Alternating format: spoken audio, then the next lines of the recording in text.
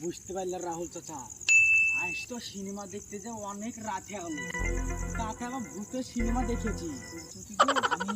আমি দাদুর মুখে শুনেছি এই জায়গাটা নাকি বিশাল খারাপ। এখান থেকে দ্রুত তাড়াতাড়ি সম্ভব বাড়িতে চলে না যায়, খুব খারাপ আছে। চলো তাড়াতাড়ি, চলো তাড়াতাড়ি।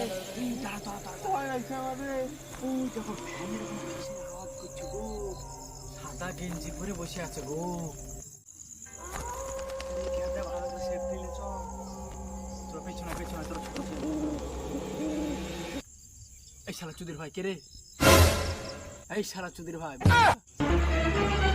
Oh no!